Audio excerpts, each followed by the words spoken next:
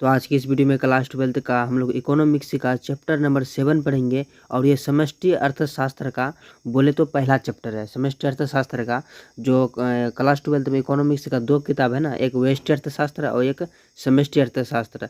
तो व्यष्टि अर्थशास्त्र हम लोग बिल्कुल कंप्लीट कर चुके हैं। अब आए हैं समष्टि अर्थशास्त्र में जो भी इंपॉर्टेंट क्वेश्चन बनते हैं तो आज की इस वीडियो में कंप्लीट करेंगे। इसी तरीक़ा से चैप्टर बाय 5 दिन में, लगभग 5 से 6 दिन में ये पूरी किताब खत्म कर देंगे। ठीक है, तो चलिए बिना देर के वीडियो को स्टार्ट करते हैं। और वीडियो में कोई सा भी परेशानी हो तो आप इस नंबर पर कॉन्टैक्ट करके मुझसे पूछ सकते हैं। ठीक है, 915 उसके बाद 34, फिर से 34 उसके बाद लिख देना आपको 900। ठीक है, पीडीएफ के लिए चाहे कोई सा भी चीज़ के लिए आप इससे पूछ सकते हैं। ठीक है, वैसे अगर फ्री में पीडीएफ चाहिए तो लिंक डिस्क्रिप्शन के नीचे मिलेगा, वहाँ से आपको पीडीएफ मिल जाएगा। तो चलिए वीडियो अब पक्का स्टार्ट करते हैं इस बार। ठीक है, तो इसमें बोला जा रहा है कि आधुनिक समष्टि अर्थशास्त्र का जनक किसे माना जाता है। आधुनिक समष्टि अर्थशास्त्र का जनक किसे माना जाता है, एडम स्मिथ को या फिर मार्शल को या फिर जे.एम. किन्स को या फिर हिग्स को। तो देखिए इसको अगर बोला जाता है तो जे.एम. किन्स हो जाएगा। क्या हो जाएगा, ऑप्शन नंबर सी हो जाएगा, जे.एम. किन्स। ठीक है, तो इसको याद रखिएगा।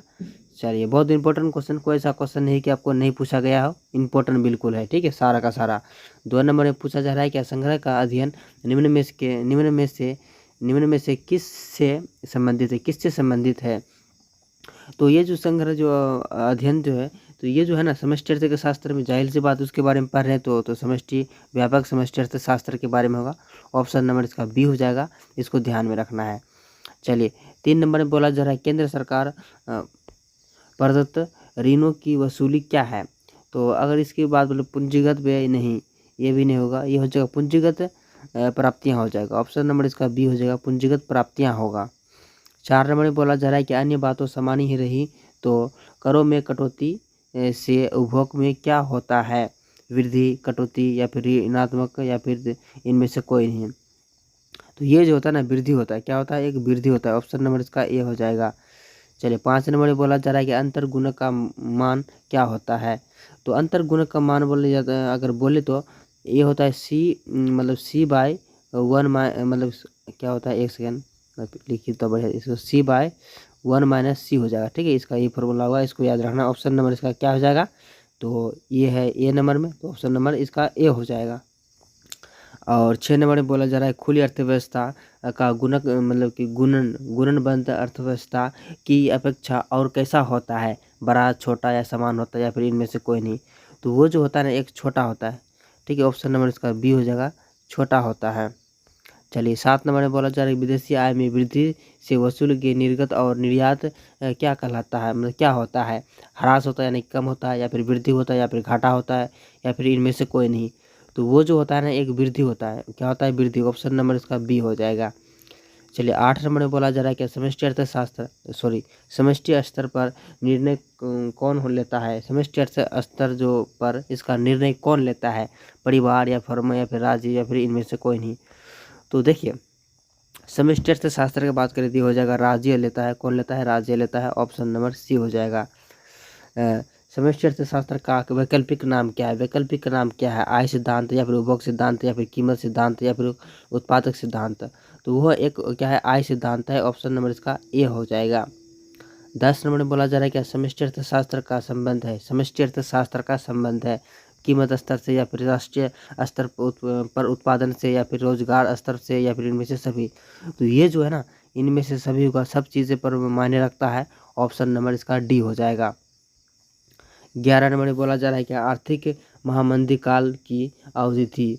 आर्थिक महामंदी काल की अवधि थी, तो कब थी ये महामंदी काल की, तो कब था, तो ये पूछ रहा है, टाइम पूछ रहा है।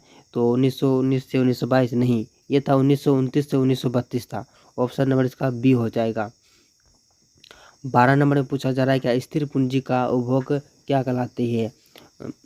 स्थिर पूंजी का उपभोग क्या कहलाती है, पूंजी निर्माण या फिर घिसावट व्यय या फिर निवेश या फिर इनमें से सभी। तो ये जो है ना, घिसावट व्यय कहलाता है। क्या कहलाता है, घिसावट व्यय। ऑप्शन नंबर इसका बी हो जाएगा, बिल्कुल परफेक्ट आंसर होगा बी नंबर। चलिए, इसमें बोला जा रहा है क्या पूंजी के स्टॉक की वृद्धि करती है, पूंजी के स्टॉक की वृद्धि करती है, पूंजी ह्रास या फिर पूंजी लाभ या फिर पूंजी निर्माण या फिर इनमें से कोई नहीं। तो ये जो करता है ना, पूंजी निर्माण करता है। ऑप्शन नंबर इसका सी हो जाएगा। 14 नंबर में बोला जा रहा है समष्टि अर्थशास्त्र की निम्नलिखित में से कौन सी सीमाएं हैं। तो कौन सी सीमाएं हैं, व्यक्तिगत इकाइयों की अवहेलना या फिर ये भी दोनों। तो ये जो ना दोनों हो जाएगा। सामूहिक अर्थशास्त्र के मतलब क्या है, विरोधाभास या फिर व्यक्तिगत इकाइयों की अवहेलना। तो इसका जो आंसर ऑप्शन नंबर सी हो जाएगा, सब हो जाएगा। आगे पूछा जा रहा है कि समष्टि अर्थशास्त्र के क्षेत्र में निम्नलिखित में से कौन सा अध्ययन विषय में सम्मिलित है। तो ये आय एवं रोजगार सिद्धांत, सामान्य कीमत स्तर का, और ये सब होगा। व्यापार के चक्रों के सिद्धांत, ये भी होगा। तो इसका कुल मिलाजुला अगर देखा जाए तो ऑप्शन नंबर इसका डी हो जाएगा। 16 नंबर में पूछा जा रहा है क्या पूंजी खाते में निम्न में से कौन सा पद है। तो सरकारी विदेशी ऋण या फिर निजी विदेशी ऋण या फिर विदेशी प्रत्यक्ष विनिमय या फिर इनमें से सभी। तो ये जो हो जाएगा इनमें से सभी होगा, ऑप्शन नंबर डी हो जाएगा। 17 नंबर में पूछा जा रहा है क्या अक्षोक के केंद्र के निकलने वाला सीधा पूर्ति रेखा लोच।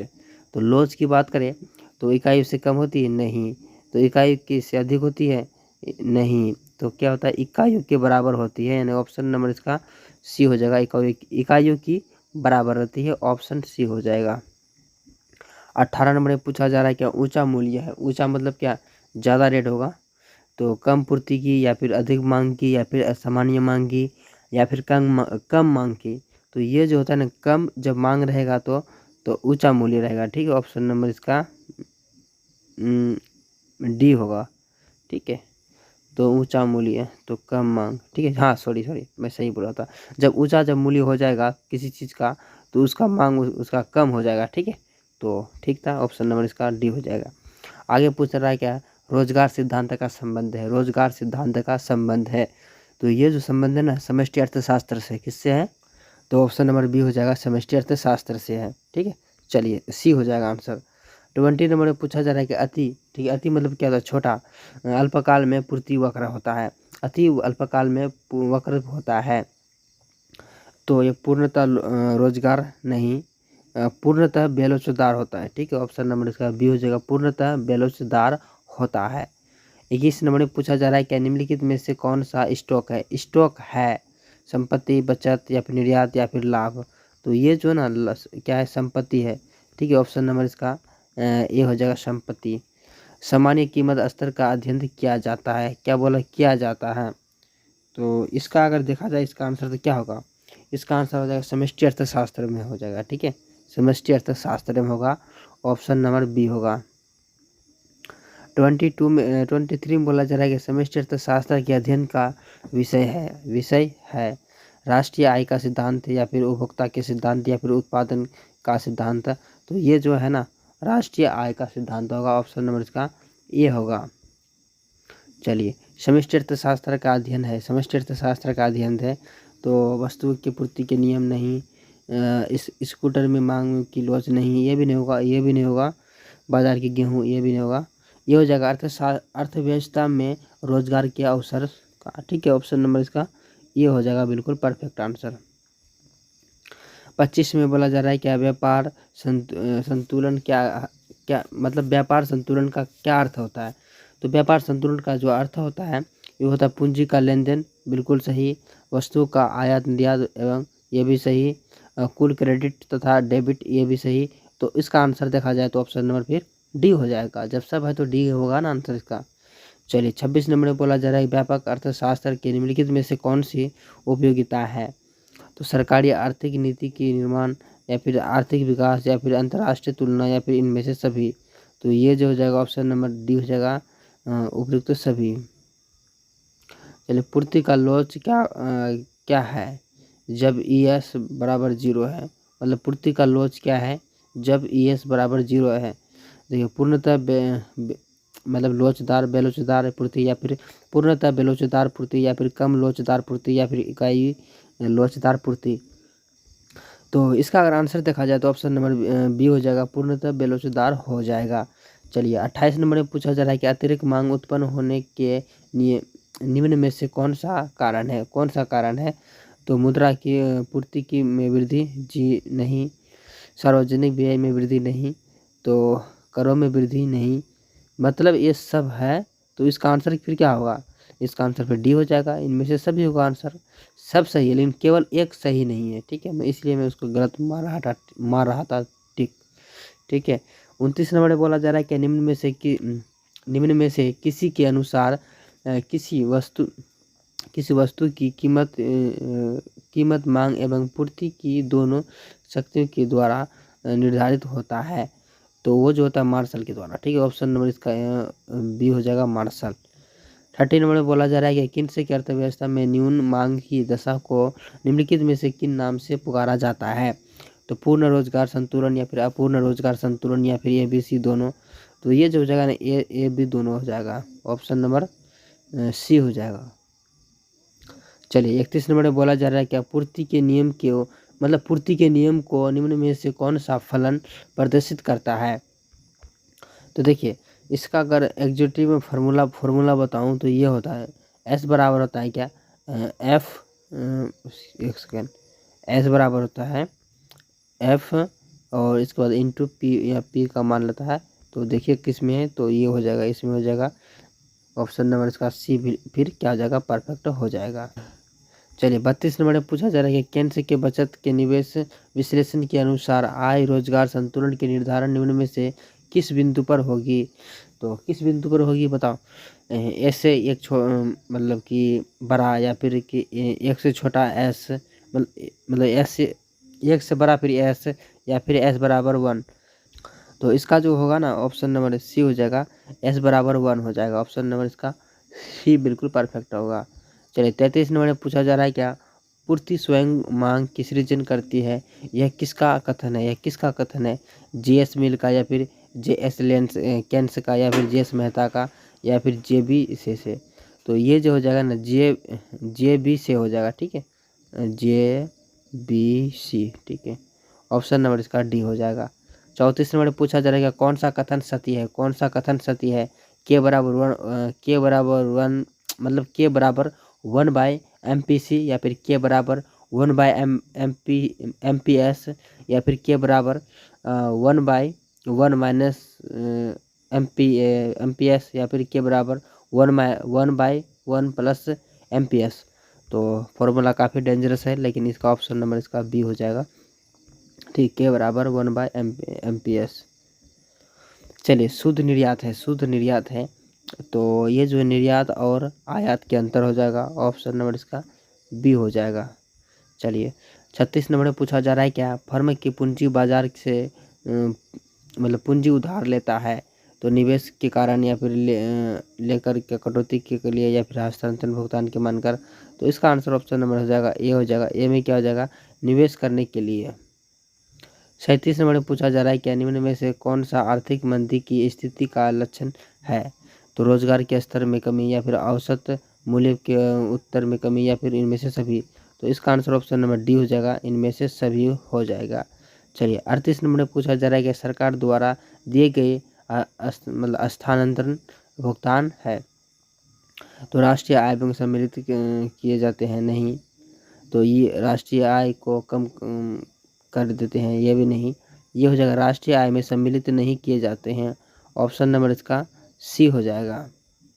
39 में बोला जा रहा है क्या, एक चतुर्थ क्षेत्र का खुली अर्थव्यवस्था में संतुलन की शर्तें। तो देखिए बचत प्लस कार्य प्लस आयात या फिर निवेश या फिर सरकारी, ये सब नहीं होगा। इसका आंसर ऑप्शन नंबर डी हो जाएगा, इनमें से सभी हो जाएगा, केवल एक नहीं होगा, ये तीनों हो जाएगा, ठीक है। चलिए 40 नंबर में बोला जा रहा है कि केंद्र की अर्थव्यवस्था। तो इसका ऑप्शन नंबर क्या हो जाएगा, सी हो जाएगा, ठीक है। चलिए पूर्ण रोजगार का अर्थशास्त्र, ऑप्शन नंबर सी हो जाएगा। आगे पूछा जा रहा है कि एक देश में विदेशी पूंजी के मतलब कि आगमन, ठीक है, आगमन से क्या कहता है, निर्यात और उत्पादन में वृद्धि होती है, ऑप्शन नंबर इसका ये हो जाएगा। चलिए 42 नंबर में पूछा जा रहा है कि व्यापार छोटे में अभिप्राय है। तो निर्यात की आयात पर अधिकता या फिर आयात के निर्माण पर अधिकता या फिर आयात और निर्यात की बराबरी ले होना या फिर इनमें से कोई नहीं। तो ये हो जाएगा, ऑप्शन नंबर सी हो जाएगा। सी में क्या है, आयात की निर्यात पर अधिकता, ऑप्शन नंबर इसका बी हो जाएगा। 43 नंबर में पूछा जा रहा है कि आयात की, ठीक है, आय की 4 क्षेत्रीय अर्थव्यवस्था के चक्रीय प्रभाव के संतुलन के लिए शर्त निम्न में से कौन सा सही है। तो ये जो है ना सही, इसको ये फॉर्मूला आपको याद रखना है, C+1 प्लस G ब्रैकेट दे देना, उसके बाद x माइनस m, ठीक है, उसके बाद हो जाएगा। ये फॉर्मूला आपका परफेक्ट है। तो कहाँ पर है, तो बी नंबर में है। तो इसका आंसर क्या हो जाएगा, बी नंबर फिर हो जाएगा। चलिए 44 नंबर में बोला जा रहा है कि बचत की प्रवृत्ति जिस परिवर्तन के बारे में बताती है वह है क्या है। आय के बराबर की बचत के परिवर्तन, या फिर आय के कारण उपभोक्ता की परिवर्तन, या फिर आय के कारण निवेश परिवर्तन, या फिर आय के कारण ब्याज में परिवर्तन। ऑप्शन नंबर इसका ये हो जाएगा, ये बिल्कुल परफेक्ट होगा। 45 नंबर में पूछा जा रहा है क्या चक्रीय प्रवाह के निम्न में से कौन सा प्रकार है। चक्रीय प्रवाह के निम्न में से कौन सा प्रकार है। तो वास्तविक प्रभाव, या फिर मौद्रिक प्रभाव, या फिर इनमें से कोई नहीं, या फिर ए बी सी दोनों। तो ये हो जाएगा ए बी दोनों हो जाएगा। ऑप्शन नंबर इसका क्या हो जाएगा, सी हो जाएगा फिर। चलिए 46 नंबर में बोला जा रहा है क्या चक्रीय प्रभाव में शामिल है। चक्रीय प्रभाव में शामिल है वास्तविक प्रभाव, या फिर मौद्रिक प्रभाव, या फिर ए बी दोनों, या फिर इनमें से सभी। तो ये जो हो जाएगा ना, ए बी दोनों हो जाएगा, वास्तविक प्रभाव और मौद्रिक प्रभाव दोनों शामिल हैं।